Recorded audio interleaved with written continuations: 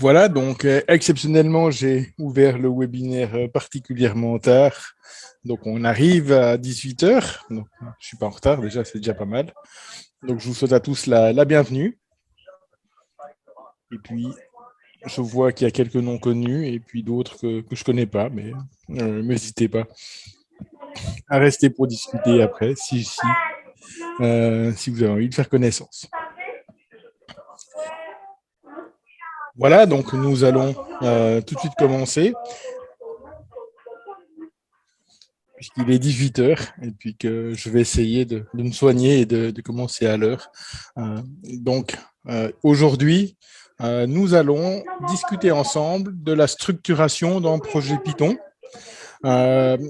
Ce que j'ai choisi comme focus dans ce webinaire ou comme public cible, c'est des personnes qui débutent avec Python, enfin, qui ont déjà fait quelques petits projets, qui commencent à apprendre à programmer avec Python et qui actuellement commencent déjà à réaliser des scripts et se demandent comment est-ce qu'ils pourraient les organiser un peu mieux. Donc, on va partir d'un petit exemple. Ce petit exemple tient sur un fichier, pas très long.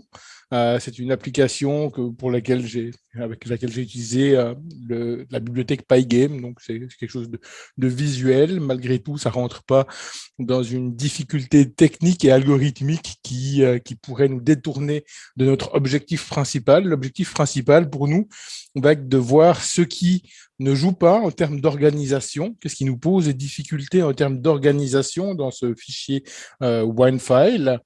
Et nous allons essayer de le refactorer et de structurer le projet pour essayer de garantir une certaine évolutivité. Okay. Pour les personnes plus avancées, déjà, qui travaillent par exemple dans le domaine du web avec des frameworks, nous arrivons souvent avec des générateurs de projets pour démarrer un projet et il y a déjà une structure qui est introduite par ces générateurs de projets, par ces frameworks. Et on se trouve déjà avec des conventions et une structure qui est déjà bien assise.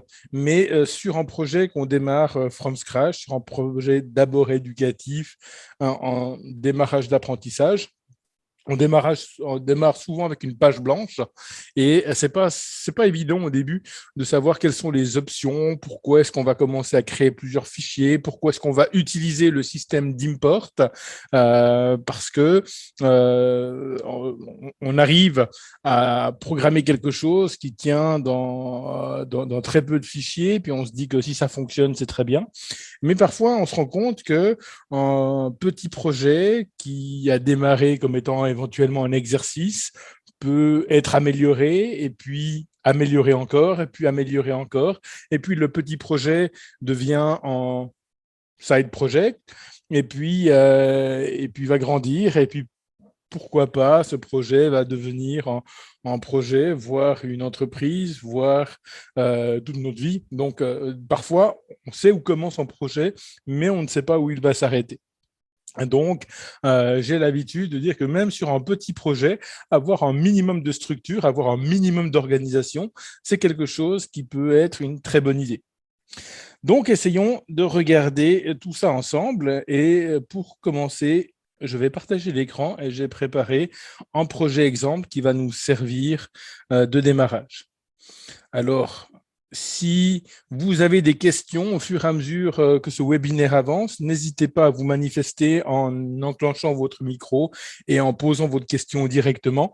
C'est à la fois plus convivial que le chat et le chat, en tout cas en position de partage d'écran, j'ai des difficultés à le voir. Et j'ai pas toute une équipe derrière moi qui me fait remonter les questions qu'il y a dans le chat, voire même s'il y a des questions dans le chat. Donc, simplement, je ne les vois pas. Donc, n'hésitez pas à m'interrompre. J'ai créé une petite page vite fait sur les webinaires de cette semaine et de la semaine prochaine. Donc, cette semaine, nous avons déjà eu un webinaire lundi qui portait sur du web en Python, sur le fonctionnement du protocole WSGI. Et vous trouvez les replays de ces webinaires. En fait, je suis en train de mettre en ligne le webinaire de lundi sur la chaîne YouTube que vous avez en lien également sur cette page. Aujourd'hui, nous sommes dans ce deuxième webinaire. Et donc, si vous êtes là, c'est que vous avez réussi à cliquer sur le premier lien et que vous m'avez trouvé. Et ici, vous avez un deuxième lien qui nous amène sur un repo GitHub, le repo du projet que je vais utiliser aujourd'hui. C'est une petite application Pygame qui fait pas grand-chose, en fait, même qui fait très rien, qui répond à des mouvements, en fait, à des appuis sur les touches fléchées de mon clavier et qui déplace en bloc sur une surface et qui s'arrange pour que ce bloc ne sorte pas de cette surface. Donc l'application en elle-même n'est pas très compliquée et justement je la voulais relativement simple pour que le code puisse tenir dans un fichier mais également puisse être structuré. Alors je vais commencer par cloner ce projet et me rendre dans une branche qui s'appelle OneFile, donc dans laquelle on a le projet qui tient dans un seul fichier et on va essayer de d'abord voir quels sont les problèmes parce qu'après tout, le code est fonctionnel, donc on pourrait se dire s'il est fonctionnel, où sont les problèmes, et puis ensuite on va essayer de refactorer un petit peu tout ça. Donc prenons ici dans le code, je vais copier le lien qui se trouve ici, je vais aller dans un terminal, je vais faire un git clone, et puis je vais enregistrer ça sous webinaire, structure, structure, structure, et puis live. Voilà, je vais ouvrir ça dans un éditeur de texte.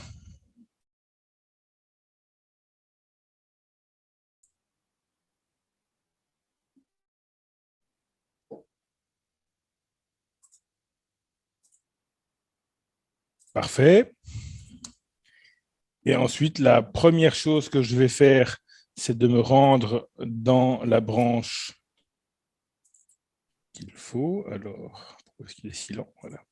Alors, on va ici faire un git checkout de la branche OneFile pour avoir en fait tout le code dans un seul fichier qui est ce fichier game.py qu'on peut déjà ouvrir. On va voir que c'est une application qui tient sur une cinquantaine de lignes. Donc, c'est pas quelque chose de très grand. Alors, à ce moment-là, on pourrait effectivement se demander, oui, ça tient sur 50 lignes. Est-ce que c'est pas un peu overkill de faire ça sur plusieurs fichiers? Et vous avez d'une certaine manière raison. Nous allons essayer de voir des contre-arguments à ça. Voilà. Une fois que nous avons récupérer le code et que nous sommes positionnés sur la bonne branche, nous pouvons installer les dépendances. Alors là, j'ai géré mes dépendances avec pipenv. Donc, pour ceux qui ont pipenv sur leur ordinateur, vous pouvez l'utiliser également. Et j'ai un webinaire précédent où j'ai introduit son fonctionnement, donc n'hésitez pas à le regarder. Ici, il nous suffit donc de l'installer éventuellement si vous ne l'avez pas déjà avec pip install pipenv. Et si vous l'avez déjà, pipenv install simplement. Ou alors, on peut créer d'abord en répertoire pour notre environnement virtuel, puisque j'aime bien avoir les environnements virtuels dans mon fichier de projet. Donc, je crée simplement un dossier .v1 vide et pipenv va tout de suite détecter ça et mettre son environnement virtuel à l'intérieur. Donc, pipenv install. Voilà, donc on voit ici que je vais utiliser Python 3.10 et j'en profite pour voir les messages. Merci à ceux qui ont copié le lien directement dans le chat. Parfait. Donc, mon environnement virtuel est activé. En fait, la seule dépendance que j'ai ici, c'est la bibliothèque Pygame elle-même, dont j'utilise la dernière version. Donc, normalement, ça devrait fonctionner. J'ai testé sous Windows tout à l'heure, ça fonctionnait également. Donc, remontez-moi par message sur Discord, par exemple, si vous avez des difficultés à installer cette dernière version de Pygame. Une fois que c'est installé, je peux activer mon environnement virtuel. Avec pipenv, ça se fait avec la commande pipenv shell. Et une fois que c'est fait, je peux lancer le programme avec python-m game pour exécuter ce fichier Python, ce module Python game.py. Allons-y, on serre les fesses pour que ça fonctionne au bon moment.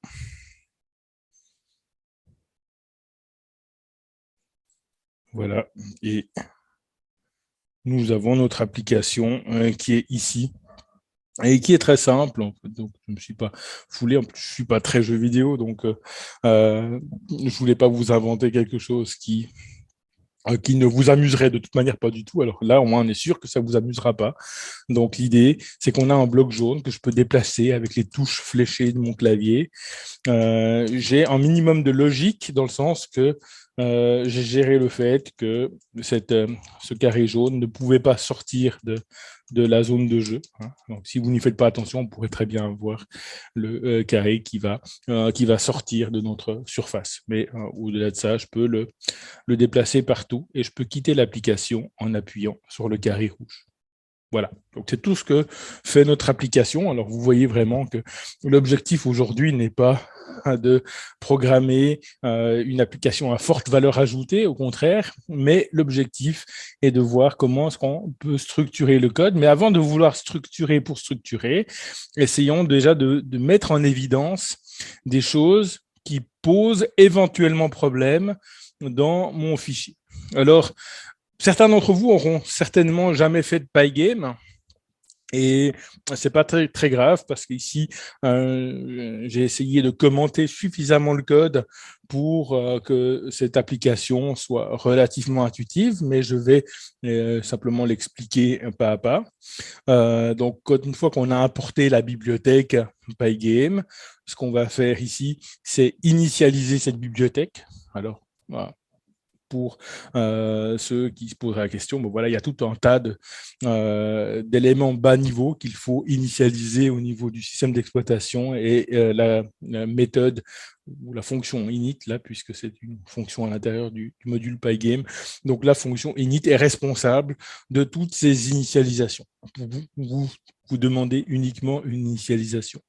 Ensuite, on va demander deux choses. Peut-être que je vais en même temps afficher l'application. On va demander d'afficher un titre que j'ai appelé Boxed Motion ici, puisqu'on peut se déplacer uniquement dans une boîte et on ne peut pas en sortir. Donc, le titre va typiquement s'afficher ici. Sur chaque système d'exploitation, la bibliothèque Pygame va se conformer à la fenêtre typique du système d'exploitation. Donc, il est possible que chez vous, ça varie légèrement par rapport à chez moi. Alors, sur Mac, vous avez le titre en gras ici au centre de la fenêtre. Et puis, la taille de la fenêtre va être spécifiée simplement en donnant ici un tuple de chiffres qui représente des pixels. Donc, deux entiers, coupe d'entiers qui représente la largeur et la hauteur de ma fenêtre. Ici, donc, ma fenêtre, c'est du 500 pixels par 500 pixels. Si vous voulez modifier cette fenêtre, la taille de cette fenêtre, les chiffres sont là. Ensuite, j'ai toute une petite partie, qui va de la ligne 2 à la ligne 10 ici, où j'initialise des éléments de surface. Tout d'abord, la surface de fond. La surface de fond, c'est toute la surface qui a la même taille que la fenêtre, mais qui est noire. Okay, donc, je crée une surface de fond qui est noire, une sorte de... C'est en carré, noir, de 500 pixels par 500 pixels. Et ici, je spécifie la couleur par un tuple de 3 entiers. Ces 3 entiers représentent une couleur foncée, ici, le noir. J'aurais très bien pu mettre une constante et lui donner un nom comme black, par exemple, ici. J'ai mis la couleur sous forme de 3 entiers. Ceux qui ont déjà fait du web et utilisé des couleurs représentées par des notations hexadécimales sont habitués à cette couleur de rouge, bleu et vert. Et donc, ici, vous avez cette notation-là. Voilà. Donc, on crée le background. Ensuite, on crée et on remplit une surface de 50 pixels par 50 pixels. C'est notre rectangle jaune. Ici, 50 pixels par 50 pixels. La couleur est donc dorée, jaune. Et je récupère simplement un objet ici que j'appelle bloc rect, un objet qui représente ce rectangle d'un point de vue logique. Donc, voilà ce que je fais ici. Et puis ensuite, j'initialise un objet timer ou une clock qui me permettra de cadencer, si vous voulez, la vitesse à laquelle la boucle de jeu s'exécute.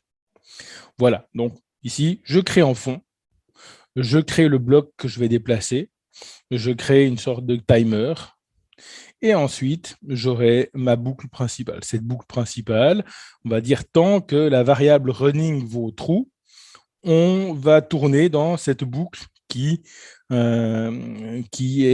constitue l'essentiel de mon code. Donc, si j'enlève ici mon terminal, on voit que ce code va essentiellement running. Et tant que running vaut true, on exécute cette boucle. Cette boucle ici va faire essentiellement deux choses. Elle va écouter le clavier. Ici, tout ce bloc que j'ai soumis en surbrillant, c'est écouter le clavier. Un appui sur une touche de clavier va me donner un événement. Et cet événement ou ces événements sont de 4 sortes. Ici, 1, 2, 3, 4 sortes, 5 sortes. 4 touches qui sont les touches fléchées de mon clavier, la touche en haut, la touche à droite, la touche à gauche, la touche en bas, sont les 4 touches fléchées de mon clavier, plus le kit qui représente l'appui sur le rouge ici. OK? Donc, je peux ici quitter l'application et la redémarrer depuis mon terminal. Donc, je peux quitter cette application et sinon, je peux déplacer le carré ici, à droite ou à gauche, ou en haut et en bas, simplement avec l'appui sur les touches fléchées. À chaque appui sur une touche fléchée, le déplacement se fait d'une position de 50 pixels. Si je fais relativement simple, je n'ai pas fait quelque chose de lisse. Également, je ne me suis pas amusé à gérer le fait que si je laisse mon doigt appuyer sur une touche, et ça correspond à plusieurs mouvements. Ici, si je laisse mon doigt reposer sur une touche, le carré se déplace qu'une fois. Donc, je n'ai vraiment pas complexifié l'application pour la garder aussi simple que possible. Donc, tout ça, oui. Voilà, donc tout ce bloc-là, c'est écouter les événements clavier et réagir à ces derniers. Réagir à ces derniers, ça veut dire à chaque fois qu'une flèche est appuyée, je vais modifier la position du bloc jaune. Et une fois que le kit est sélectionné, c'est-à-dire lorsque j'appuie sur le petit bouton en haut à gauche, petit bouton rouge en haut à gauche de ma fenêtre. À ce moment-là, on va quitter, c'est-à-dire que la variable running qui contrôle ma boucle va devenir false. Et quand cette variable running est à false, du coup, la sentinelle de ma boucle devient false. Et donc, du coup, on va sortir de la boucle. Sortir de la boucle, ça veut dire se retrouver directement à la ligne 55 ici. Et puis, on va dire à l'application simplement en disant à Pygame qu'on veut quitter et c'est terminé. Donc, ici, cette boucle est relativement simple. Vous pourrez prendre le temps de votre côté de l'étudier pour ceux qui ont un certain intérêt pour Pygame. Sinon, ici, on dessine le fond d'écran sur la fenêtre, on dessine le bloc à sa nouvelle position, et puis on met à jour la fenêtre et on attend un certain temps avant de passer au tour de boucle suivant, histoire que notre CPU ne tourne pas comme un fou. Donc on va cadencer notre boucle à 40 frames par seconde, de telle manière à ce que vous voyez quelque chose de fluide, mais pas aller plus vite que nécessaire, parce que ce n'est pas nécessaire que votre CPU tourne à fond pour ce petit jeu qui n'en vaut pas la peine. Voilà. Alors, on a fait le tour de ces 55 lignes de code qui constituent notre projet. Et on voit apparaître quelques petits problèmes d'abord, qui sont éventuellement des problèmes peut-être mineurs, mais qui peuvent nous embêter à terme. Quels peuvent être ces problèmes? Par exemple, je vois que si, en termes de maintenance, je veux tout d'un coup créer une application qui aurait une fenêtre plus grande, mettons de 600 par 600, déjà, je dois commencer à me représenter où est-ce que je dois modifier des chiffres pour gérer cette modification. Donc, ici, je vois qu'il y a des chiffres qui explicitement sont égaux à 500, ici, et puis je vois qu'il y a des chiffres qui s'en approchent à 50 pixels près, 450. Donc, en fait, il y a plusieurs chiffres dans mon code qui représentent ou qui dépendent de la taille de ma fenêtre. Donc, en termes de maintenance, ça va être relativement difficile à gérer si maintenant je veux changer la taille de ma fenêtre. Je vais devoir à la main venir par exemple ici et passer en 600. Ici, je vais devoir également passer en 600. Donc, vous voyez que j'ai déjà dû modifier à 4 endroits différents la valeur du nombre magique 600. On appelle ce type de nombre des nombres magiques puisqu'ils apparaissent dans le code et on ne sait pas trop ce qu'ils représentent. Ici, moi, je vous dis qu'ils représentent la largeur de la fenêtre, enfin la taille de la fenêtre qui est égale à, donc la largeur qui est égale à la hauteur. Et également, ici, éventuellement, je devrais, dans ma logique encore, aller adapter ma logique par rapport à cette nouvelle taille.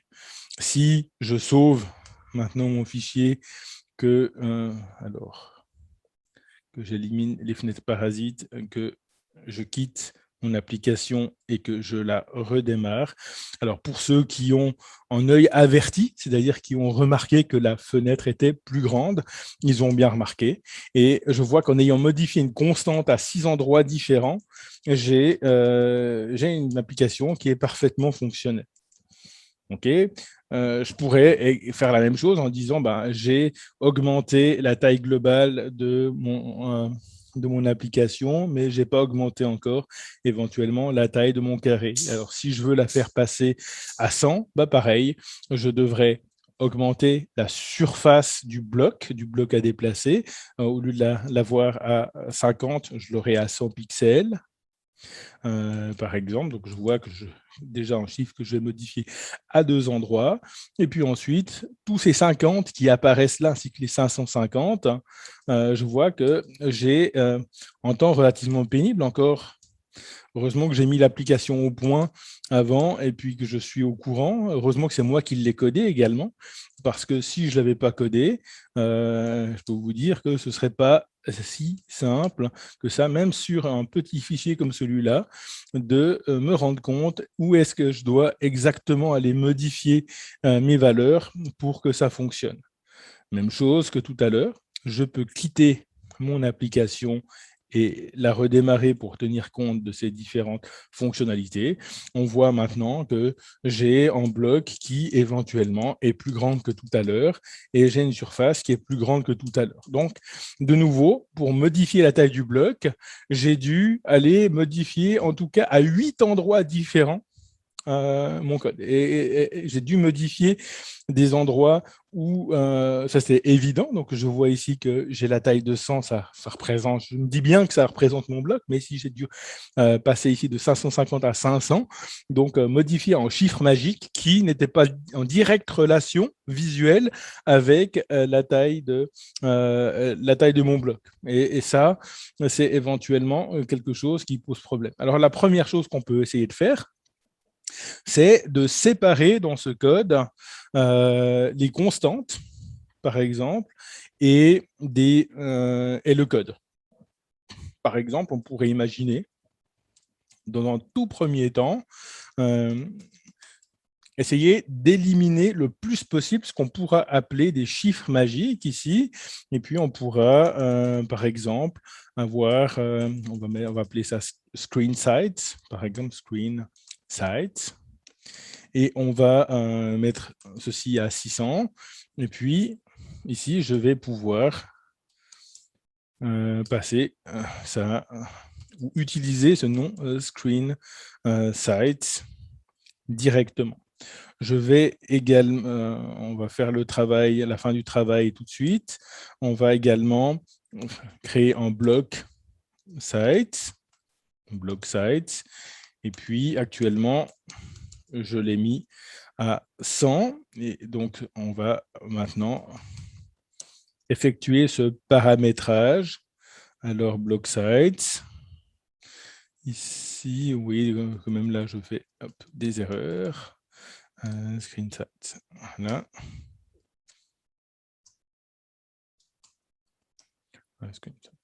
OK.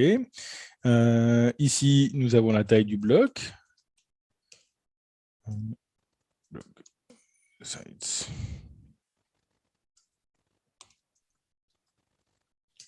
Voilà. Et ici, nous avons un mélange des deux un petit peu. Donc, nous, ici, nous avons la taille du bloc à 3 endroits.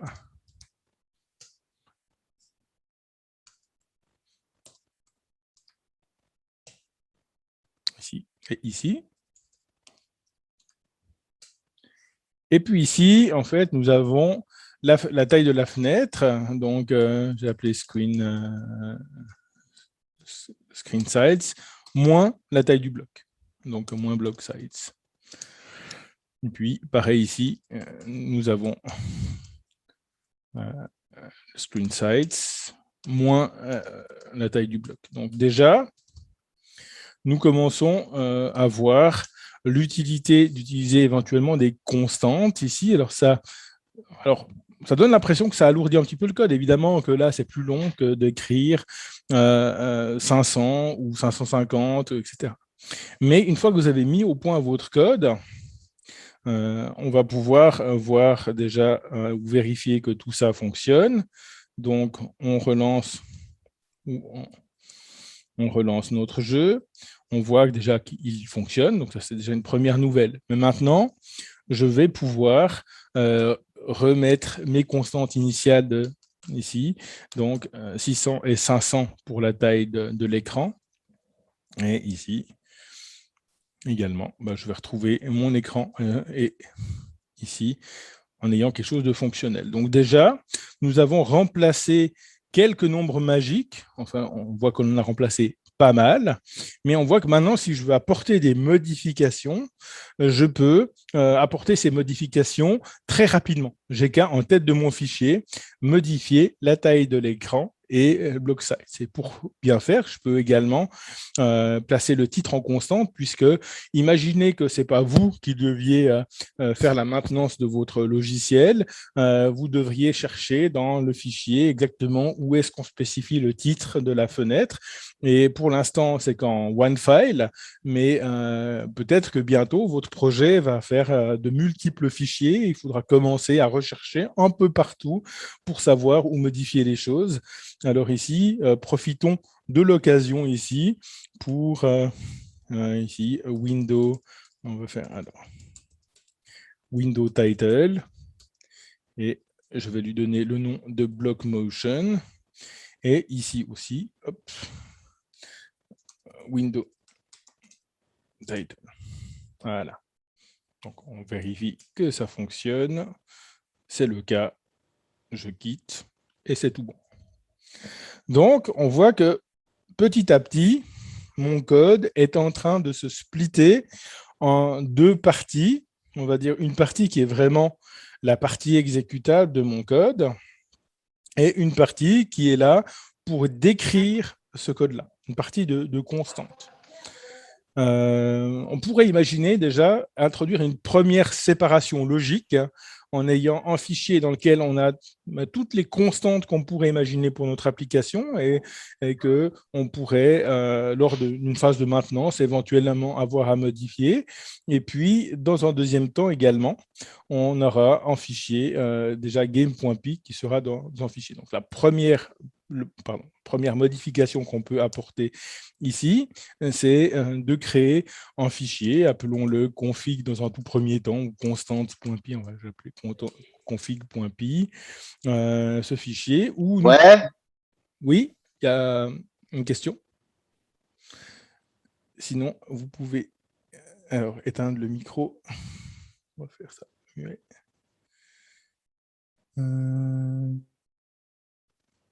Voilà, si jamais vous aviez une question, n'hésitez pas à réenclencher le micro. Pas de souci.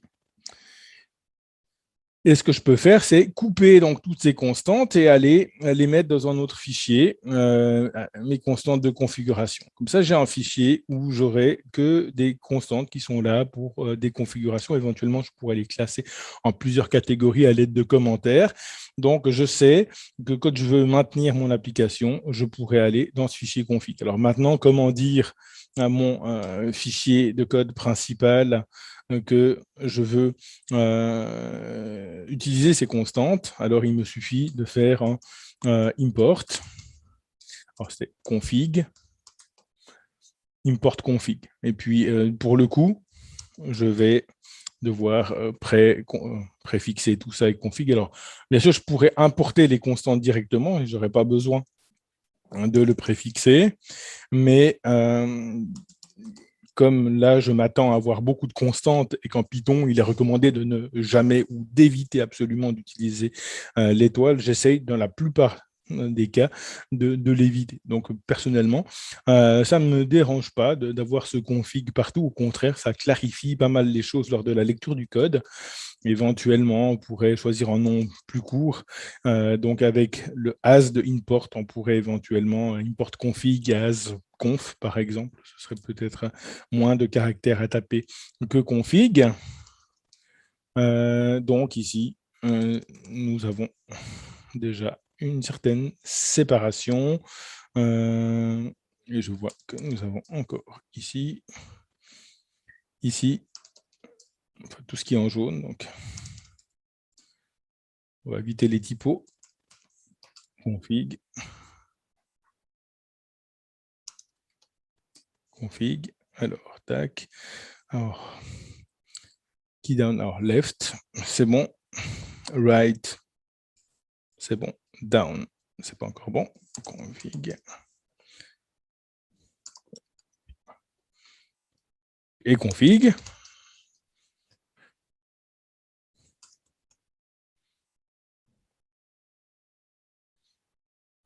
Et config.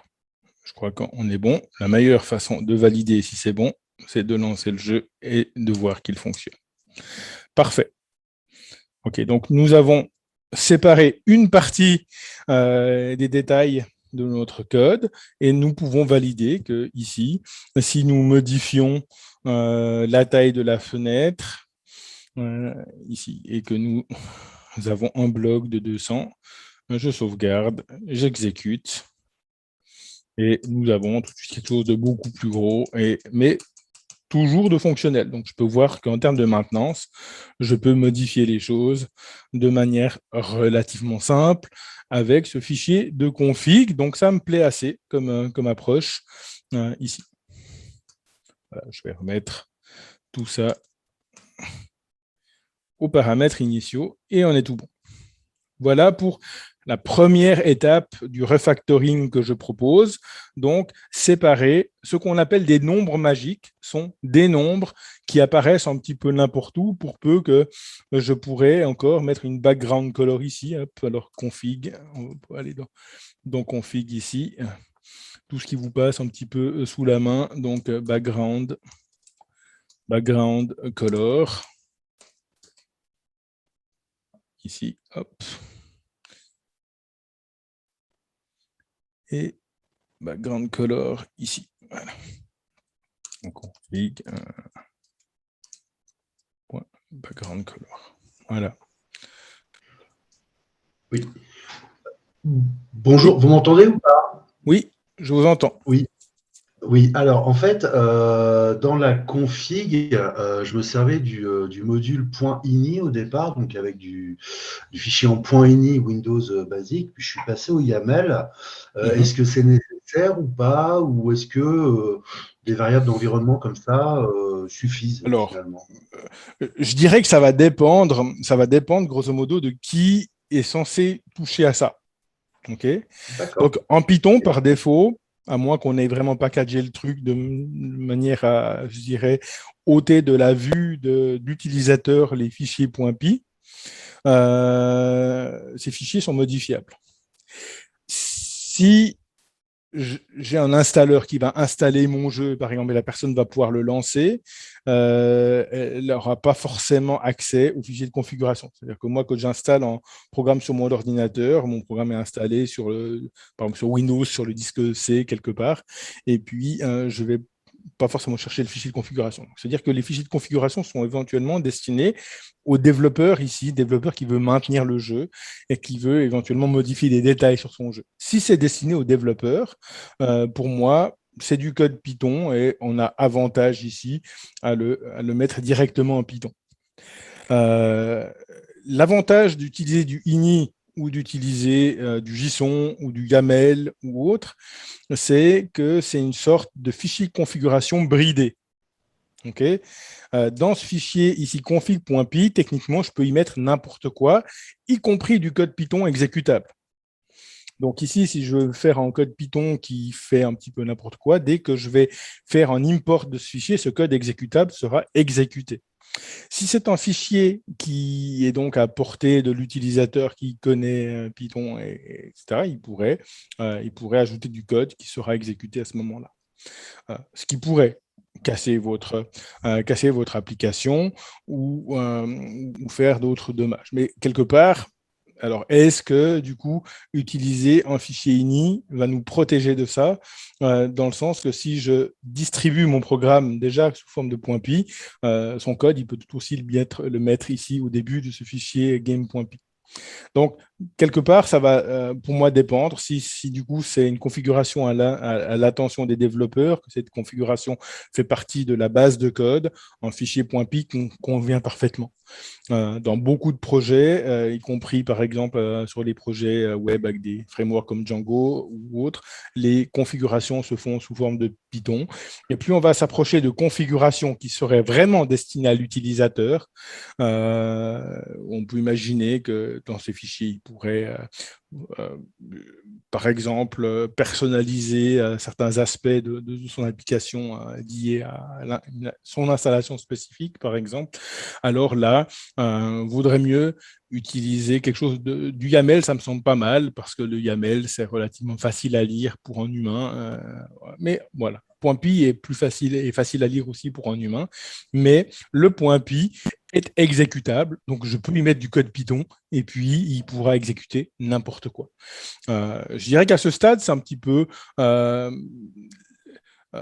égal. On pourrait faire ce qu'on veut. De toute manière, là, avec du YAML, on va charger le fichier YAML, puis grosso modo, on va atterrir avec un dictionnaire après. Donc, plutôt que d'atterrir avec des variables dans mon module config, j'atterrirai avec un dictionnaire dans lequel je pourrais utiliser des valeurs ici dans le même contexte. Donc, quelque part, vous pouvez très bien remplacer le config.py par un fichier ini ou par un fichier YAML sans devoir changer énormément le code de notre cas présent. Et puis pour le reste, il n'y a pas de réponse absolue, ça va vraiment dépendre du contexte. Eh ben, je préfère la ligne droite et je préfère le config.py. Voilà, je vous laisse continuer. Alors, pour la suite, qu'est-ce qu'on pourrait encore avoir? Alors, en fait, plus notre projet va grandir, plus on va éventuellement multiplier les fichiers. Alors peut-être que ce game.py va encore grandir et puis atteindre une certaine masse critique et on va très vite voir qu'on n'arrive plus à se relire et peut-être qu'on voudrait splitter ça splitter en deux fichiers, un fichier qui va lancer l'application et un fichier qui va faire le reste du travail, par exemple. Donc ça, c'est une deuxième étape.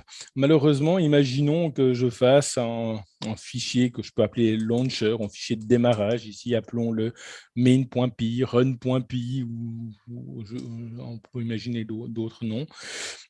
Ici, essayons finalement de faire un...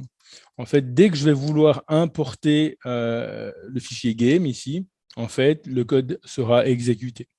On peut se demander si c'est bien ou pas. Alors ici, je peux faire un Python-m main et mon code est exécuté pareil. Alors, ça fonctionne, mais du coup, pourquoi faire un fichier de lancement? Peut-être qu'on veut, via ce fichier de lancement, contrôler certains aspects.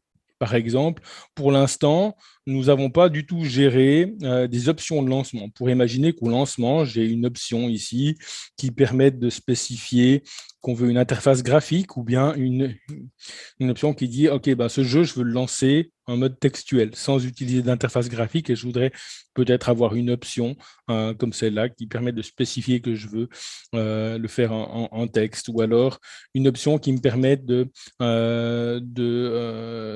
sauvegarder, de donner par exemple le chemin d'un fichier où je vais pouvoir sauvegarder une partie s'il s'agit d'un jeu, ou quelque chose comme ça. Donc des options. Et donc on pourrait imaginer que je veuille dans ce fichier main gérer les options et après lancer l'application principale. De manière générale, je veux me réserver cette option-là qui est de faire que le jeu ne démarre pas systématiquement lorsque j'importe mon fichier principal. Je voudrais idéalement que le jeu démarre. Si je fais ce game python-m game ici, et puis que le jeu ne démarre pas si je vais faire un import game quelque part dans un autre fichier ou alors dans le terminal Python. Alors la première des choses, on l'a vu ou l'a peut-être déjà rencontré, pour faire qu'un code ne s'exécute que lorsque nous l'exécutons, enfin que nous exécutons le module avec le programme Python, avec l'interpréteur Python, mais qu'il ne s'exécute pas comme quand on fait un import, on va directement lancer un code. Alors ici, je pourrais protéger tout ce code avec ici un if name, c'est quelque chose que vous allez retrouver dans beaucoup de programmes, égale main. Donc, cette condition, grosso modo, elle dit si vous avez lancé ce module directement avec l'exécutable Python, alors rentrez dans cette condition. Si vous faites en import, cette condition va être false et puis le code ne sera pas exécuté. Alors là, on peut tester qu'avec cette condition-là, effectivement, lorsque je lance game, ça se lance normalement. Okay. Mais par contre, si j'ouvre un interpréteur et puis que je fais un import game, il ne se lance pas. Okay. Il fait juste, il importe le module, il l'exécute juste à cette condition-là. Tout ce qui est en dessous de cette condition ne sera pas exécuté par l'import.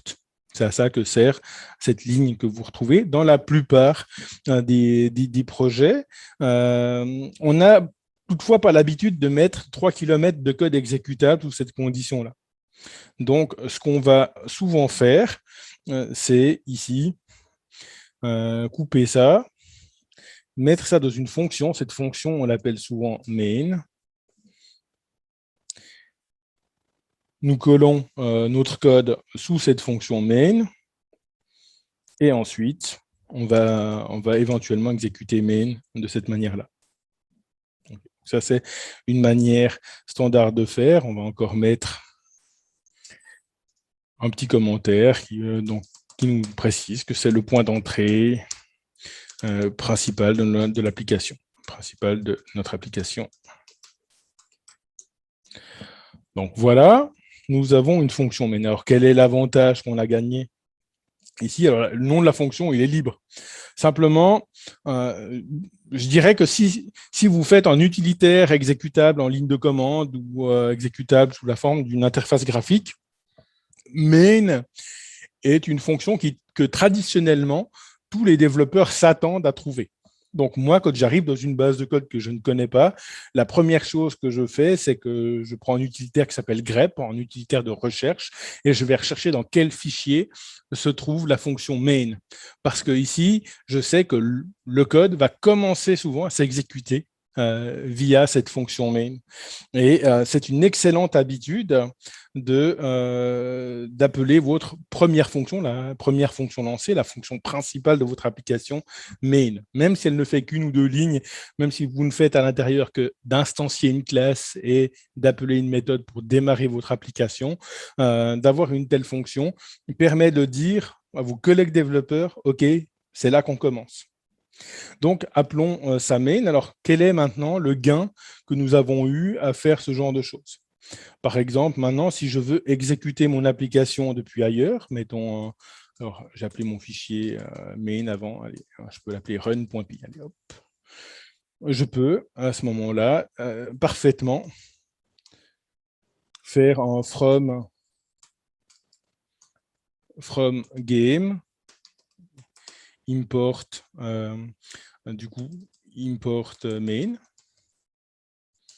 et puis décider ou pas d'exécuter main ici, ou de faire mon propre ici, if name égale main, donc, et puis dans ce cas, d'exécuter main ici. Éventuellement, d'ajouter un peu de code avant, donc un peu de code avant, un peu de code après. OK, donc j'ai cette possibilité-là de gérer des choses dans un fichier qui pourrait être vu comme un fichier de lancement et de pouvoir contrôler le lancement du jeu directement en exécutant ou pas la fonction main.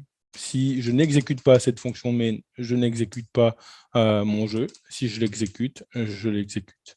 Donc ici, Python-m run. Et on voit que ça fonctionne à l'identique. Donc, pourquoi un tel fichier de lancement? Alors, on verra tout de suite pourquoi nous avons créé ça. OK, donc notre jeu continue à fonctionner. On voit que petit à petit, il change de tête. Il a maintenant un fichier de config, il a une fonction main qui rend finalement la lecture de ce code un petit peu plus simple. Donc, avançons. Et avancer, pour nous, va être d'éventuellement vouloir gérer plusieurs choses dans ce code. Alors, quelle est la prochaine chose qui ne fonctionne pas ici ou qui ne me plaît pas, je dirais. Ici, dans ce code, nous avons un certain nombre de lignes qui va gérer l'interface de mon jeu. Ici, on voit que l'interface graphique, donc j'ai un certain nombre de lignes de code qui vont gérer le fait que j'ai un carré qui fait le fond noir, en carré qui fait le visuel pour le bloc qui va se déplacer. Et donc ça, c'est pour les éléments visuels et finalement la fenêtre et la gestion de ces événements. Et puis, j'ai une autre partie du code qui est plutôt de la logique. Qui finalement gère le déplacement du bloc. Okay. Aujourd'hui, j'ai décidé de faire ce petit jeu, cette petite application avec Pygame. J'avais envie de m'amuser avec Pygame, j'ai décidé de le faire avec Pygame. Plus tard, peut-être que je voudrais utiliser une autre bibliothèque d'interface graphique pour le faire. Peut-être que je veux fournir une version de mon application avec une interface graphique Pygame et une version qu'on pourrait jouer dans le terminal. Donc, deux versions. Et, le problème, c'est que actuellement, Mon code mélange à la fois du code Pygame. Vous voyez que dès le début, on retrouve du Pygame ici, on retrouve du Pygame ici, du Pygame ici, jusqu'à ce que du Pygame encore à la fin du code. Et toute la gestion des événements, c'est du Pygame. Mais on retrouve un petit peu de logique malgré tout, de logique applicative, comme on l'appellera, de la logique métier. Et cette logique métier, c'est notamment la logique qui nous empêche de sortir de la boîte. Si je fais un jeu comme celui-là directement ou une application comme celle-là directement dans le terminal, ben, j'aurai les mêmes contraintes. J'aurai une sorte de petit dièse, une petite étoile qui bougera sur mon écran et je voudrais la confiner dans une boîte. Hein, j'ai réussi à placer le mot confiné puisque c'est dans l'air du temps. Et je voudrais la confiner dans la boîte. Et ça, c'est indépendant du fait de mon interface graphique. Et j'ai pris une certaine habitude depuis quelques années, depuis que je développe, c'est d'essayer, lorsque c'est possible et lorsque ça engendre pas des complications particulières, d'essayer de séparer la logique métier. La logique métier ici, c'est le code, on va dire, qui est au cœur du jeu, donc quelque part le moteur derrière ce jeu, et puis le code d'interface, le code visuel, qui est une représentation de la logique sous-jacente de notre application. Donc ici, ce que j'aimerais faire, c'est séparer des choses en particulier, séparer ma logique et séparer le code Pygame. Alors la logique, elle est située uniquement au niveau de cette boucle pour l'instant, et le reste, c'est du code Pygame. Donc l'idée, c'est d'essayer de séparer ça en déjà deux fichiers. On va dire que, alors pour l'instant, je vais éliminer ça parce que je peux exécuter directement game. Je veux avoir game. Et game, c'est toute mon interface. Et puis d'avoir une logique derrière qu'on pourrait appeler engine. Donc pour le moteur du jeu ou le cœur du jeu. Alors, ici, je cherche à aller en direction d'un élément où on n'aurait que de la logique, ce qu'on appellera dans certains contextes les modèles, par exemple, et en une partie de l'application qui gère que de l'interface qu'on appellerait une vue. Et puis, dans certains patterns dans architecturaux, on retrouve encore un bloc qui fait le lien entre les deux. Ici, je ne vais pas forcément en mettre un, mais donc on retrouve déjà deux fichiers de logique, plus un fichier de config, et donc ça nous constitue notre base de départ de la découpe vers laquelle j'aimerais aller. Plus encore, éventuellement, un fichier de lancement, nous verrons à quoi il peut servir. Donc, nous avons tous ces fichiers. La première chose à faire, on a ici notre projet. Notre projet, on voit qu'il commence petit à petit à grandir. Nous avons en README, comme sur tous les bons projets qui sont hébergés ou dont le code est hébergé sur GitHub ou GitLab, en readme.md ou en readme.rst va nous servir à documenter le projet, expliquer ce qu'il fait, expliquer comment l'utiliser, etc., etc. Donc, ça, c'est quelque chose d'absolument nécessaire. Ici, pour gérer les dépendances, nous aurons des fichiers. Alors, dans certains projets, ça pourrait être en requirements.txt, par exemple, si j'utilise pip. Ça pourrait être des fichiers pipfile et pipfile.log si j'utilise pipenv, ou ça pourrait être un fichier piproject.toml et puis poetry.log si j'utilise poetry, par exemple. Donc, des fichiers qui gèrent les dépendances. Les dépendances ici, c'est les bibliothèques externes qui sont utilisées dans mon projet. Donc, chez moi, c'est Pygame avec une spécification de la version de Python que j'utilise. Voilà. Et puis, je pourrais avoir un point gitignore qui dit grosso modo tout ce que je dois ignorer dans le versionnage de mon code. C'est-à-dire que je ne veux pas que Git aille versionner, par exemple, mon environnement virtuel, mon fichier .venv ici. Si j'ai, dans certains contextes, un fichier .env qui spécifie des variables d'environnement, par exemple, je ne veux pas non plus qu'il le versionne, ainsi que les fichiers pcache de Python, ou générés par Python, par exemple. Donc, c'est ici un fichier .gitignore minimal, mais ce qu'on peut voir, c'est que j'ai finalement des fichiers de projet et j'ai un fichier, j'ai des fichiers Python, des points .py, c'est mes modules. Ok, donc une chose qu'on voudrait faire maintenant, c'est de séparer les modules des fichiers de projet. Parce que plus je vais continuer à créer des fichiers, plus j'aurai une sorte de melting pot comme ça entre des fichiers de modules, des fichiers de projet, et puis finalement on a tout à plat dans un répertoire racine, et ça peut vite devenir incompréhensible ou lisible. Donc je dirais que c'est comme pour des documents de travail, si je fais un petit peu de bureautique et que j'organise mon boulot, je vais essayer dans une certaine mesure d'organiser mon code. Alors ici, j'aimerais organiser mon code, c'est-à-dire que j'aimerais avoir tout le code qui est séparé de mon application. Et comment est-ce que je vais faire ça? Je vais utiliser une fonctionnalité de Python qui est appelée le package. Donc, nous avons des modules, ce sont les fichiers à l'extension .py, et nous avons en Python des packages qui sont rien d'autre que des répertoires.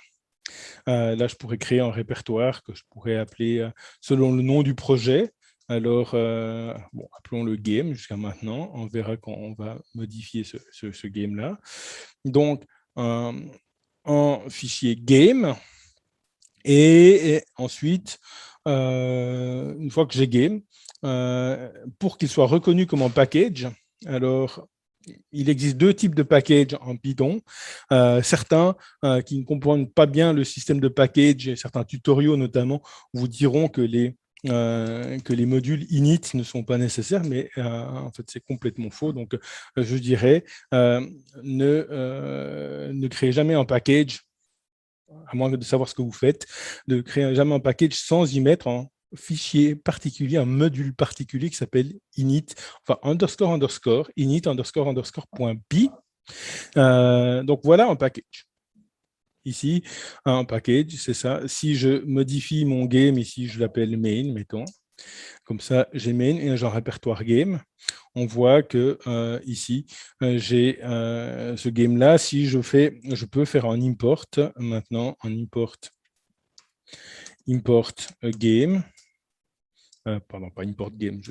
On va dans un interpréteur import game. Voilà. Si je fais un import game, je fais un import de mon répertoire. Ça, c'est souvent pas très intuitif pour les gens. Un import de mon répertoire, en fait, qu'est-ce que ça va faire? Ça va importer le package game. Et le package game, en fait, qu'est-ce qui va être importé? C'est ce init. Ici, si je mets un print, on est dans le init. On est dans le init. Hop. Alors, bien sûr que si je rapporte deux fois en module, ça ne va pas passer, mais si je...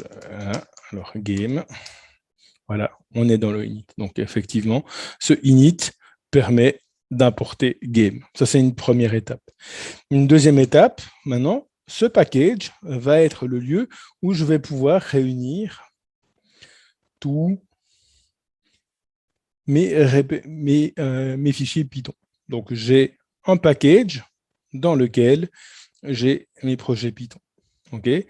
Donc, il est recommandé dans les bonnes pratiques Python de chaque fois, pour chaque projet, créer un package de premier niveau avec le nom du projet. Ici, ça doit être un nom valide en Python. Okay, donc, vous ne pouvez pas créer, par exemple, game comme ça avec une majuscule. En fait, vous pourriez, mais n'oubliez pas qu'en Python, les noms des modules ainsi que les noms des packages ne devraient pas contenir de majuscules, par exemple, mais surtout, vous ne pourriez pas y mettre des caractères spéciaux. Par exemple, si je voulais mettre un dièse game ou un point d'exclamation game, etc. Ça doit vraiment être un nom qui est valide en Python et idéalement en majuscule et encore plus idéalement en un mot. Hein. Donc, la PEP 8 en Python recommande que mes noms de modules tiennent en majuscule et sur un mot. Éventuellement, si ça ne tient pas sur un mot, on peut imaginer deux mots séparés par un underscore, mais pas de majuscule. Donc, c'est valable, ceci, pour les répertoires et les fichiers. Les répertoires, on les nomme des packages et les fichiers, on les nomme modules. Voilà, donc jusqu'ici, on est bon. On est presque bon, sauf que ici, maintenant si j'exécute Python-m game, game étant le nom de mon application, j'aimerais bien avoir mon application qui démarre. Et actuellement, on voit qu'il exécute mon fichier init, mais il ne fait pas grand-chose de plus. Il ne s'exécute pas, il ne se lance pas.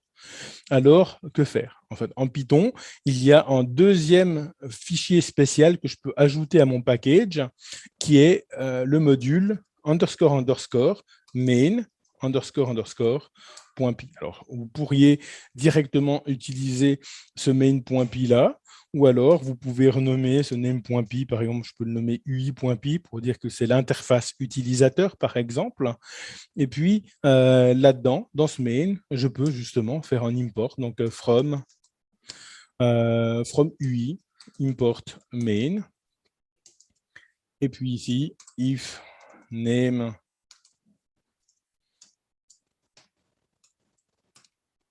égale main, et je lance.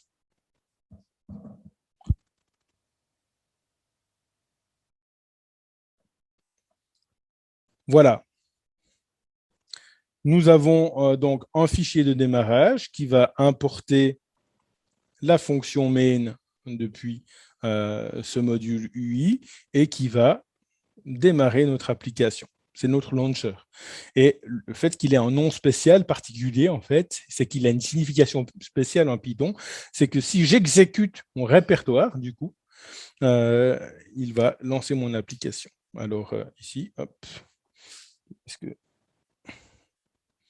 j'ai fait de particulier nos modules UI. Alors, on voit que maintenant, il y a une erreur. Je vais vous expliquer cette erreur tout de suite.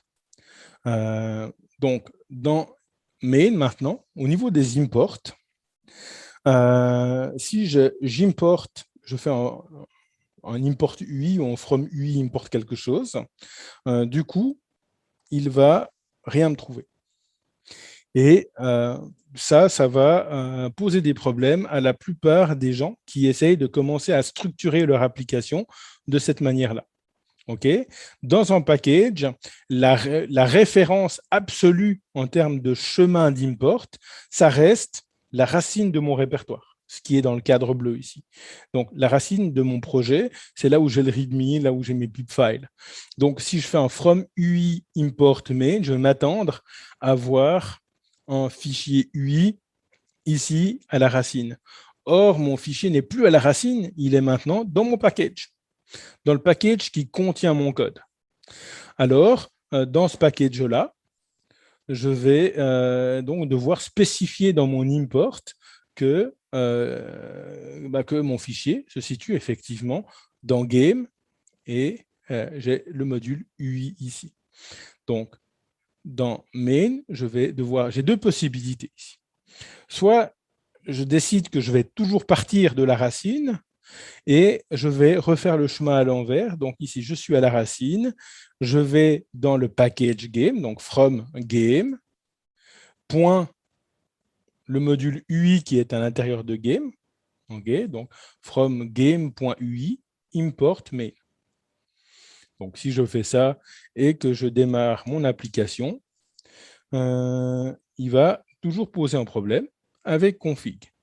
Et donc, config, on l'importe ici de mon module UI. Et même chose, je ne peux plus importer config simplement, parce que ça supposerait que mon module config est à la racine. On voit que si je remets à la racine mon fichier de configuration ici, si je le remets à la racine du projet et que j'exécute mon jeu, ça fonctionne. Maintenant, si je déplace ma configuration à l'intérieur du package, ça ne fonctionne plus. Alors, pour rebondir sur la question de tout à l'heure, quelque part, à qui est destiné ce fichier de config? Est-ce que je le mets à la racine du projet ou est-ce que je le mets avec mes autres fichiers Python? je pourrais parfaitement justifier que le fichier de configuration soit isolé des autres et soit la racine de mon projet. J'ai un fichier .py à la racine, il est marqué config et ça c'est clair qu'il s'agit de configuration. Je pourrais laisser les choses comme ça, ou je pourrais mettre le fichier vraiment dans Game, il serait caché donc de la racine de mon projet, mais toujours disponible pour être utilisé par les personnes qui vont utiliser notre application. Donc, si je le fais comme ça, je vais devoir, dans mon répertoire UI, par exemple, utiliser la notation from nom de package, donc game, import, config. Donc maintenant, config est dans mon package game. Si j'exécute tout ça, maintenant, ça fonctionne. Donc, soit je mets ma config à la racine et je fais simplement un import config. Donc ici, je peux mettre une notation import config si le module est à la racine du projet. Racine du projet. OK. Donc ici, je vois que je dois systématiquement tout importer depuis Game. J'ai également une possibilité que je n'utiliserai pas dans ce webinaire. J'ai fait d'autres webinaires sur le système d'import. Il existe un système d'import relatif, ou plutôt que d'importer depuis Game, si je veux me donner la possibilité éventuellement de changer ce mot Game sans complètement perturber mon application, je peux très bien ici faire un from point. Donc from, ici, je suis dans main.py, main. Donc, je dis from répertoire courant, le point représente le répertoire courant, import module UI, import config, pardon. Donc, je peux utiliser les imports relatifs que je peux également éventuellement utiliser ici. Donc, si j'enlève le game et je mets from.ui import name, mon code continue à fonctionner. Si vous vous posez des questions sur les imports relatifs, n'hésitez pas à aller lire en détail le chapitre 6 du tuto officiel sur python.org dans la doc, qui résume parfaitement le sujet des imports et des packages. Donc ici, je vais... Thierry, Oui. excuse-moi. Par rapport aux imports, j'ai vu pas mal de développeurs utiliser, par contre, directement dans le code Python, en fait, le workdir. Est-ce que c'est une bonne manière de faire ou pas? Le quoi? Le workdir, en fait, en gros, ils utilisent une variable pour changer en fait le Syspass, chemin. ouais, donc Ouais, voilà, la c'est ça. variable, donc Syspass, c'est une liste, une liste et dans laquelle on peut ajouter des chemins, et tous les chemins qui se trouvent dans cette liste vont pouvoir être importés, enfin, vont faire partie de la liste des imports. Alors, ça peut sauver la mise de temps à autre. J'ai tendance à dire que quand on en vient à utiliser Syspass, à part si on a une bonne raison de le justifier, c'est qu'on n'a pas bien compris son système d'import et l'architecture de son application. Et c'est souvent une sorte de rustine pour faire que ça fonctionne quand même. Après, ça, c'est des constatations. Il y a quelques cas où ça donne des solutions de configuration élégantes, ou également si je veux profiter de découper mon projet en plusieurs projets. Par exemple, j'ai peut-être un projet qui est séparé et que je veux réutiliser dans plusieurs autres projets, et je vais plutôt que... alors, la bonne solution, ce serait que ce projet que je partage, que j'en fasse en package sur PyPy et que je puisse l'installer dans mes dépendances. Ça, ce serait le top. Okay, voire même utiliser un serveur PyPy privé et puis installer ses dépendances avec Python ou Pip, et comme ça, dans son requirements.txt, on a absolument tout. Mais donc, en général, en tout cas, il ne faudrait pas que ce soit une utilisation systématique. À mon avis, c'est plutôt l'utilisation de dernier recours, et dans l'idée, ça ne devrait pas être à cause d'une mauvaise compréhension du système d'import, mais ça devrait être une solution. Donc, personnellement, je le fais parfois par par convenance dans l'architecture que j'utilise des projets de Django. En fait, je le fais pour me simplifier les imports, avoir des imports plus courts, parce que j'imbrique pas mal de répertoires et puis éventuellement, j'ai des besoins de raccourcir certains imports pour aussi correspondre à une certaine architecture dont ont l'habitude mes collègues. Donc, dans ce cas-là, j'utilise le 6 pass et j'y ajoute le chemin qu'il faut. Mais c'est le seul cas en 20 ans où j'ai souvenir avoir manipulé 6 passes. Donc, c'est quelque chose de plutôt exceptionnel. D'accord, merci. Donc, je dirais que si on peut vraiment utiliser le système d'import naturel sans avoir besoin du 6 passes, c'est l'idéal. Et l'idéal, c'est qu'on ne perde pas de vue que finalement, si on ne modifie pas la variable 6.pass, c'est que la référence pour l'import, pour autant que je lance mon application depuis mon répertoire ici, ça c'est encore quelque chose d'éventuellement discutable parce que je suppose que effectivement, ce répertoire-là est sur le devant du 6pass. Si je lance mon application un petit peu différemment, c'est clair que ça va changer. Donc, de nouveau, je vais réfléchir à la manière dont on lance les projets. Si je vais installer de manière centrale le projet et lancer ça avec un script, que va faire mon script de lancement? Est-ce qu'il va se déplacer dans le projet et lancer mon projet, ou est-ce qu'il va lancer mon projet depuis un autre working dir? Donc, de nouveau, il va y avoir certaines implications à ce niveau-là, peut-être pour un autre webinaire à ce niveau. Mais effectivement, en tout cas, bien essayer de comprendre son système d'import, c'est clairement du temps de gagner dans son parcours Python, puisque ça évitera de s'arracher les derniers cheveux qui nous restent, le cas échéant. Voilà. Donc ici, fromgame.config, et puis à l'intérieur de ça, main fromgame.ui, puisque UI se trouve dans game, je place ma référence à la racine et je suis tranquille, ça fonctionne. Voilà, alors ici, j'ai une config, j'ai une UI, alors qu'est-ce que je pourrais séparer ici? Alors, on arrive à un point où on pourrait éventuellement pouvoir commencer à ressentir le besoin de créer une application ou d'encapsuler un petit peu notre application, soit dans une classe, soit dans une structure de données. Et éventuellement également de créer une sorte de version du jeu, si vous voulez, et Engine va servir à ça, de créer une version du jeu qui finalement ne dépend d'aucune interface graphique. Elle implémente c'est juste une sorte d'implémentation logique du jeu. C'est ça l'idée derrière un moteur ou derrière des modèles. C'est d'avoir un modèle qui gère la logique métier du jeu sans gérer la logique de représentation.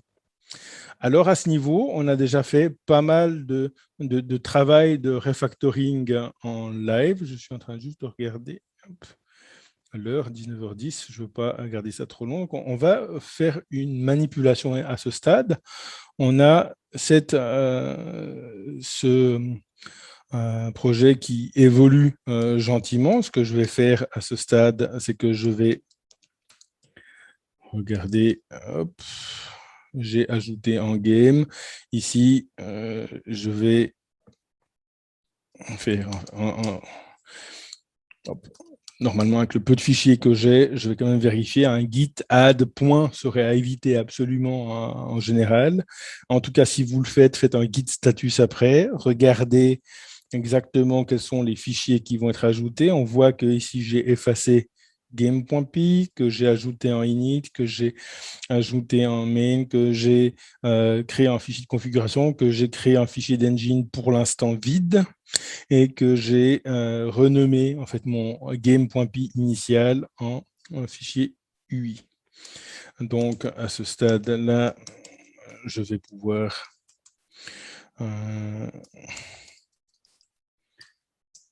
documenter que ça c'est ce que j'ai fait pendant le webinaire.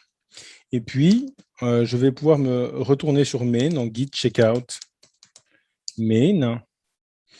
on voit que sur main, j'ai un code qui suit plus ou moins cette même logique. Je peux essayer de vérifier qu'il continue à fonctionner.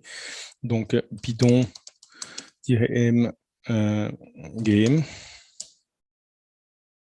Voilà, donc heureusement, je ne l'avais pas testé avant le webinaire, donc il fonctionne. Alors ici, dans cette version main que vous retrouvez donc sur le main et à la racine du repo, nous avons effectivement un package game dans lequel j'ai un init en main, en engine et en UI. Alors engine, UI sont les répertoires que je proposais. Ici, hop, nous avons également en config et dans ce main, j'ai choisi de mettre le config à la racine du projet. OK. Nous avons donc maintenant dans game, un petit peu trop de CTRL-V là.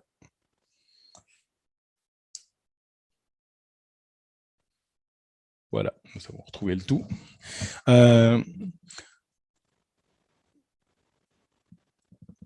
Nous avons un main qui a été réduit, donc ici j'utilise donc ici l'import relatif, donc j'importe UI et on voit que j'ai introduit quelques fonctions pour découper mon app. En particulier, donc on retrouve dans ce module UI.py toutes des fonctions qui représentent l'app et sa version graphique. J'ai volontairement, alors je dirais que par réflexe, j'utiliserai plutôt la programmation orientée objet ici. Je ne voulais pas transformer ce webinaire en un webinaire objet ou en webinaire de programmation orientée objet, ce qui fait que vous trouverez un programme qui est complètement procédural dans un style objet. Donc ici, dans un style objet, c'est-à-dire qu'il est prêt à passer en objet. Donc nous avons ici une sorte de constructeur, une fonction createApp qui va créer pour nous une application. Une application pour nous, ça va être un plateau de jeu, un game board, et puis le bloc qu'on veut déplacer, que je mets dans un dictionnaire plutôt que de mettre dans une classe. Et ensuite, une fonction run, une fonction de démarrage qui prend mon application en paramètres et qui va indiquer à l'application qu'elle est en train de tourner, qui va avoir une boucle de jeu qui va s'exécuter tant que l'application est en train de tourner, et puis ensuite, qui va faire appel à des fonctions, une fonction qui va gérer les événements, c'est toute la partie événements de mon code que j'ai sorti de mon code et que j'ai ajouté dans une fonction handle event. Donc, cette fonction me permet d'être documentée ici dans une docstring et de préciser qu'elle gère les événements reçus par l'application. Également, je rentre dans mon standard qui dit qu'une fonction, dès qu'elle atteint un maximum de 10-20 lignes, mettons 20 lignes, ou en demi-écran, alors calibrons ça en demi-écran, on est effectivement en demi-écran ici. Vous voyez que j'ai souvent le terminal en bas, même si on peut l'enlever très facilement. J'ai également que je donne en webinaire des caractères assez gros, alors même si je peux les rapetissir ou les agrandir, c'est clair que la notion de demi-écran est tout à fait relative. Donc, on va dire que ici, on découpe en fonctions qui vont globalement essayer de faire un demi-écran. Donc ici, on va gérer les événements, on va rafraîchir la fenêtre et lorsqu'on quitte l'application, on va quitter. Donc ici, d'avoir une fonction principale qui va être tournée et qui va s'exécuter dans main ici, on crée l'app et on exécute l'app. Donc ça nous permet d'avoir une vision très général, très haut niveau finalement de l'exécution de mon code. Et ensuite, gérer les événements, c'est essentiellement en Pygame, prendre un événement après l'autre et de voir est-ce qu'il s'agit de l'appui sur le bouton quitter, qui est le bouton qui se trouve en haut à droite de shell.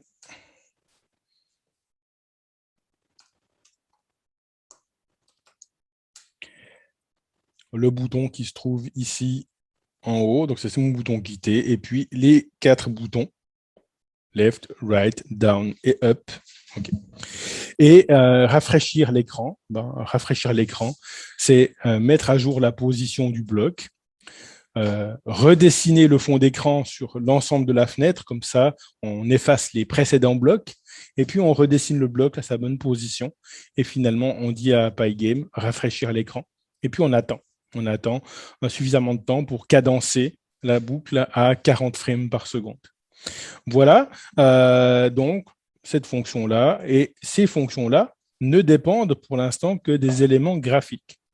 Dans Engine, on va essentiellement retrouver la logique du jeu. Et la logique du jeu, c'est tout ce qui gère les mouvements.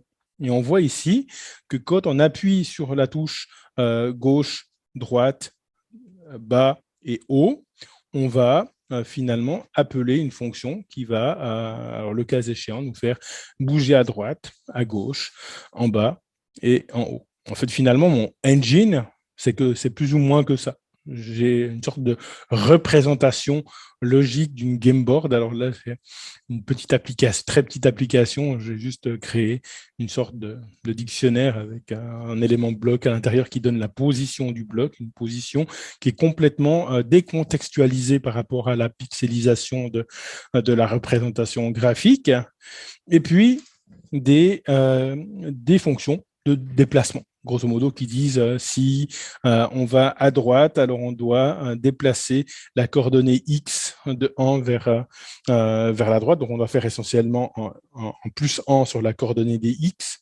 Si on va à gauche, on fait en moins 1 sur la coordonnée des X, mais on ne doit pas dépasser la coordonnée 0, puisque sinon on sort du cadre, etc. Donc, toute la logique applicative se trouve dans ces fonctions de mouvement. Okay.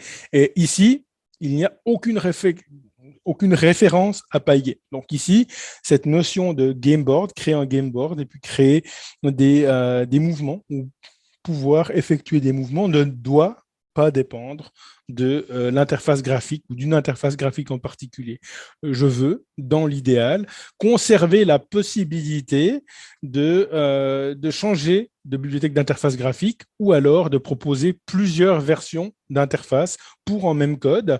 Et c'est ce que me permet ici cette implémentation de la logique métier décontextualisée par rapport à la représentation graphique. Donc, ici, ces deux fichiers vont typiquement représenter ça. Et on voit que dans ce module UI.py, je vais appeler ou utiliser ce cœur logique de mon application, mais pas le contraire. Okay. Donc, mon interface fait appel à aux fonctions implémentant ma logique métier, mais les fonctions qui implémentent ma logique métier ne font pas appel, ne font aucune référence à mon interface graphique, et comme ça, tout est heureux dans le meilleur des mondes. Vous verrez que ce n'est pas toujours facile d'avoir ce découplage, mais quand on y arrive, on a quelque chose qui commence à avoir une très forte évolutivité. Ici, j'ai programmé les choses d'une certaine manière que si on programme en orienté objet, vous verrez qu'on n'obtient pas quelque chose de fondamentalement très différent. Donc, je vous laisse de votre côté également étudier ce code, vous amuser, y rajouter des fonctionnalités. Ce que je voulais aujourd'hui mettre en avant, c'est créer un répertoire de projet et n'oubliez pas de le versionner, ajouter les fichiers à la racine du projet qui permettent de gérer facilement vos dépendances, de documenter le projet, d'informer Git sur ce qu'il doit versionner ou pas, etc. Créer un fichier de config qui permettra d'utiliser des variables de configuration pour certains aspects de votre projet et qui évitera ainsi que vous utilisiez des nombres magiques partout dans votre application. Créer un package principal, un package qui doit obligatoirement contenir un fichier init.py et éventuellement, si vous voulez que votre package soit exécutable en main.py. Okay. Et ensuite, autant de modules que vous voulez, ainsi que éventuellement des sous-packages. Donc, n'hésitez pas à ce stade à structurer ou surstructurer. On pourrait imaginer que si Engine devient trop grand, OK. Si engine, alors ici pour l'instant, j'ai la notion de game board qui est apparue et la notion de mouvement, mais si je commence à avoir beaucoup trop de fonctions, n'hésitez pas à ce stade à créer un package, un sous-package engine. De nouveau, ajoutez-y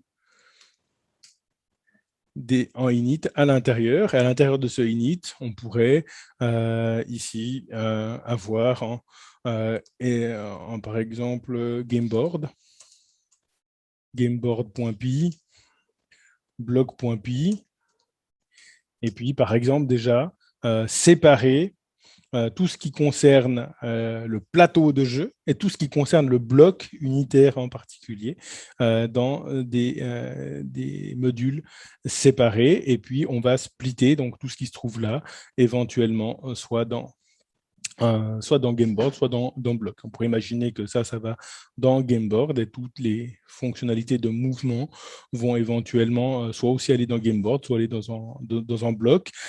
Dès que je commence à voir, alors quand vous avez un module.py, quand vous commencez à vouloir le splitter éventuellement en plusieurs modules, vous avez la possibilité de créer un package et puis d'avoir plusieurs modules à l'intérieur de ce package et puis d'effacer ce module. On peut même faire en sorte de pouvoir introduire un package sans toucher à vos imports. Donc, en jouant bien en essayant de bien se débrouiller, on arrivera à créer, à transformer un module en package de manière complètement transparente. Donc, n'essayez pas, en tout cas quand vous créez un code applicatif, d'économiser sur les modules. J'ai également tendance à penser que un projet qui est bien structuré devrait pouvoir être compris sur une perspective haut niveau, d'une certaine manière, en regardant la structure des fichiers de mon projet. Ici, j'arrive facilement à comprendre alors que mon jeu est structuré en deux parties, en moteur interne et puis une interface. Dans un projet qui sera organisé selon un pattern du type modèle vue contrôleur, par exemple, on pourrait avoir un module ou alors un package qui s'appelle models et dans lequel on aurait tous les modèles de l'application. Les modèles, c'est tout le cœur qui implémente la logique métier de notre application. Typiquement, dans mon cas, engine.py s'apparente à un modèle. Donc, on pourrait imaginer avoir dans sa logique d'organisation également, de pouvoir voir apparaître ces modèles vue contrôleur, ou si on fait du modèle vue modèle, du MVVM ou des trucs comme ça. Donc, si vous faites un peu d'architecture, vous allez voir apparaître beaucoup de patterns, de motifs d'architecture récurrents que vous pouvez retrouver ensuite dans la structure de votre application. Et comme ça, quand on arrive dans votre application, rien que de regarder les fichiers, on voit plus ou moins comment il est structuré. Et c'est rassurant également d'avoir une compréhension de haut niveau à ce niveau-là, plutôt que d'arriver dans des fichiers qui sont mal nommés, qui ne veulent pas dire grand-chose. Et puis, si on a un fichier de 1000 lignes ou 2000 lignes de Python, alors 2000 lignes de Python, ça correspond à 50 000 lignes de C ou de C++. Donc, à ce niveau-là, donc vous voyez que c'est un très long fichier et ça commence à faire beaucoup. Donc, n'hésitez pas vraiment à splitter par fonctionnalité. Voilà, donc ici, n'oubliez pas les init. Et puis, si vous n'oubliez pas les init, on est à la maison. Les petites choses à ne pas faire ici, je dirais, on voit certaines personnes qui nomment leur fichier applicatif source ici, ce qui impliquerait par exemple que j'ai des imports qui soient particulièrement qui ont des noms particulièrement peu descriptifs. Alors en Python, on évite ça. C'est vrai que dans le monde JavaScript, par exemple, on a tendance à éviter à nommer le fichier qui regroupe toutes les sources SRC. Alors en Python, on le fait généralement pas. Donc, moi, je donnerais simplement le nom que j'ai décidé de donner à mon application et c'est le cas dans la plupart des projets. Baladez-vous dans le code source de la bibliothèque Request, de la bibliothèque Django, par exemple, et tous les projets qui sont relativement en vue, hein, puisque Request, c'est la bibliothèque la plus utilisée en Python et toutes ces bibliothèques et frameworks procèdent de cette manière-là avec un répertoire de premier niveau, avec le nom du projet, et puis éventuellement des sous-packages chaque fois que leur module init. Si on se balade ici au sein du projet Django, par exemple, on va exactement retrouver ce type d'architecture. Ici, à la racine du projet, alors on voit qu'il commence à y avoir pas mal de fichiers avec les licences, les contributeurs, etc. On retrouve un fichier qui a le nom du projet, et en Python, on retrouve un module, en package, pardon, qui a le nom du projet, on sait que c'est là qu'il y aura notre code. Hein, ce n'est pas source, mais c'est Django, par exemple, ici, ou le nom de notre projet, c'est là qu'on retrouve le code. Et on voit qu'à l'intérieur de ce répertoire, on retrouve notre init, on retrouve notre main, et on retrouve ici des sous-packages. On sait probablement que dans le package DB, ici, on va retrouver tout ce qui est relatif à la base de données. Okay. Dans le package Forms, on va retrouver tous les modules qui seront responsables de la gestion des formulaires. Dans le package HTTP, tous les outils qui vont nous permettre de gérer les requêtes réseau, ou donc tout ce qui représente des requêtes ou des réponses HTTP. Donc le nom est relativement ici descriptif. Utils pour tout ce qui correspond à rien d'autre, donc tout ce qui est utilitaire, tout ce qu'on va considérer comme une boîte à outils pour implémenter notre projet. Donc, n'hésitez pas à vous balader dans le code source d'autres projets et de voir comment il est organisé. Vous allez voir qu'à une autre échelle, finalement, on est assez proche de ce qu'on fait ici. Voilà. Également, il y a la question des tests. Alors, on pourrait ici ajouter, par exemple, un module, package test, bien sûr, exactement comme tout autre package. Je vais rajouter un init.py à l'intérieur où je vais pouvoir mettre mes tests. La question reste ouverte. Est-ce que je mets le répertoire de tests à l'extérieur de game, ou est-ce que je mets le répertoire de tests à l'intérieur de game? Alors, moi, j'ai l'habitude de le mettre à l'extérieur. Et ici, dans mon test, je vais quelque part reproduire un petit peu cette architecture. Donc, par exemple, à l'intérieur de test, on peut imaginer ici que j'ai un test engine, par exemple, .py, et puis un test UI.py, test UI.py, où je vais avoir des fonctions de test à l'intérieur, et bien sûr, tout ça comme ça. Alors, après, c'est vraiment de la cosmétique. Vous décidez si vous le mettez à l'intérieur de game ou à l'extérieur. C'est vraiment de la préférence personnelle. Alors, pour revenir et pour inciter une dernière fois sur ces fichiers init, Python 3.3 a ajouté un concept qui s'appelle namespace package. Namespace package, c'est un package qui, en fait, qui serait créé si j'importe des fichiers d'un répertoire qui ne contient pas un init.py. Donc, quand j'ai un répertoire comme celui-là qui contient init.py, je crée ce qu'on appelle un package classique. Si je ne mets pas le init.py, Python va créer un autre type de package qui s'appelle un package d'espace de nom. Ces paquets d'espaces de nom ont des comportements qui peuvent être surprenants et en fait, des comportements qui sont normaux dans le contexte pour lesquels ils ont été conçus, mais ils n'ont pas été conçus, ces packages d'espaces de nom, pour structurer une application. Okay, ils ont été conçus pour découper le code d'une application en plusieurs projets. Okay. Ça, c'est le contexte pour lequel les paquets d'espaces de nom ont été construits. Et en fait, ces fichiers init donc, sont pratiquement obligatoires si on veut créer des packages normaux en Python. Et en plus, mes outils de test, puisqu'on a parlé de test ici, les outils de test se servent de ces fichiers init pour fonctionner. Je prends par exemple l'outil PyTest, donc la bibliothèque PyTest, qui est un framework pour écrire des tests unitaires en Python. Ce qu'il va faire quand on va lancer nos tests, il va chercher nos fichiers de test. Alors là, il va regarder cette application. Il ne va pas trouver de fichier qui commence par le mot test. Donc, il va rentrer dans ce répertoire. Hop, il va trouver un test UI.py. Okay. Il va regarder les tests qui sont à l'intérieur de ça, et puis il va trouver des tests peut-être à l'intérieur. Alors pour l'instant, c'est vide, mais j'espère que si vous apprenez un jour à écrire des tests, ce fichier ne restera pas vide à ce moment-là. Et ce que va faire le framework de test, donc il va maintenant remonter les init.py à l'envers. Il va voir qu'il y a un init, donc il va fermer ce répertoire de test, puis il va revenir en répertoire plus haut. Et puis, il va regarder si là, il y a un init, et puis il ne va pas trouver de init. Alors, ce qu'il va faire, c'est qu'il va positionner la référence pour tous les imports ici. Okay, donc, c'est également pour ça qu'il ne faut jamais mettre en init.py à la racine de son projet. Ça, c'est vraiment quelque chose à ne jamais faire, et la plupart du temps, ça vous crée plus de problèmes qu'autre chose. Donc, ne pas mettre voilà, il faut vraiment qu'il n'y ait pas de init à la racine de son projet. Les inits, ça va uniquement dans les répertoires où il y a du code, c'est-à-dire les packages. On voit que c'est valable pour les tests et pour le code de notre application. Donc, au final, pour conclure, nous avons ici une petite application Pygame que vous pouvez télécharger depuis GitHub en allant à l'adresse qui est sur mon site webinaire.placepython.com ici, pardon, hop, voilà. Ici.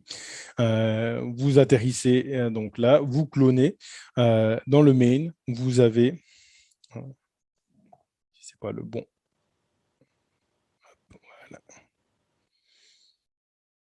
voilà, vous clonez ce projet, vous arrivez sur la branche main automatiquement, qui est la branche sur laquelle j'ai découpé les choses, et vous pouvez étudier la manière dont j'ai découpé ces choses-là pour séparer les préoccupations.